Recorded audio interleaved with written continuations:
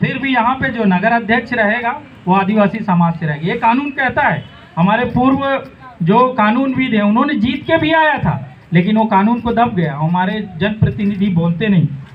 मैं और ज़्यादा कुछ नहीं बोलूँगा, बाकी सभी बात साहब ने कही है। और मैं अंतिम में डॉक्टर अंबेडकर जी का एक बात कह के जाता हूँ। उन्होंने कहा था कि बेशक मैं इंटेलिजेंट हूँ, है ना, लेकिन उसके कारण मैं नहीं बचा हूँ। मैं इसलिए बचा हूँ, इंटेलिजेंसी के साथ साथ मेरे अंदर ईमानदारी है। एक उंगली कोई नहीं उठा सकता, इसलिए वो आज भी अमिट है और अपने स्थान पे खड़ा है। तो हमको ऐसे ही समाज के लिए ईमानदारी से लड़ना है। आप जो सिस्टम में जुड़े हैं, जो संगठन में जुड़े हैं, जुड़े रहिए, लेकिन जहाँ समाज की बात है तो साहब ने बताया ना, बड़े समाज में ये सब नहीं चलता। आदिवासी कांग्रेस, आदिवासी बीजेपी ऐसा नहीं चलता। समाज समाज है। आज जो भी बैठे हैं, जहाँ समाज की बात आएगी तो आपको लड़ना पड़ेगा।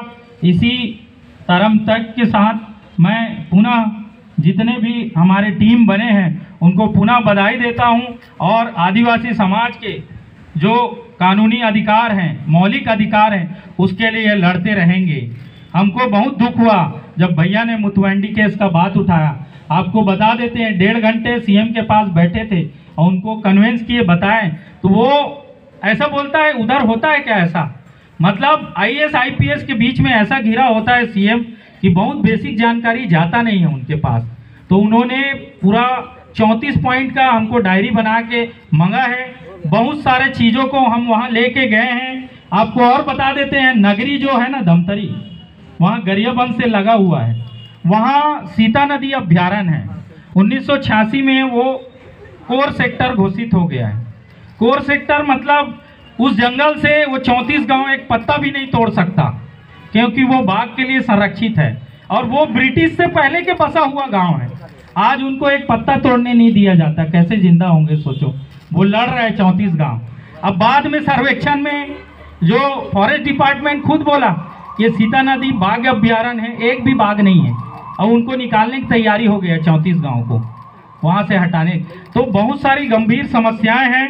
हम बोलेंगे तो बहुत सारी बात हो जाएगी, लेकिन इन संघर्षों के लिए पूरा प्रदेश में सर्व आदिवासी समाज का गठन किया गया है। और सर्व आदिवासी समाज नहीं, ये आदिवासी समाज का एक परिवार के रूप में देखते हैं हमारा जो प्रदेश टीम है। हम भले हमको पूर्व में इतिहास में हमको कई भागों में बांट दिया, कई समाजों में भाग दिया, लेकिन आज भी हम आदिवासी हैं ना। हमारी रीति रिवाज परंपरा सरकार मानती है कि लोगों से अलग है, इसलिए तो आदिवासी हैं। तो अपने आदिवासियत के लिए, अपने मानवता के लिए, अपने अधिकारों के लिए हमको लगातार संघर्ष करना है। उस संघर्ष में बीजापुर, कोंडागांव या समस्त छत्तीसगढ़ और पूरा भारत देश का सहयोग हम लेने का प्रयास कर रहे हैं।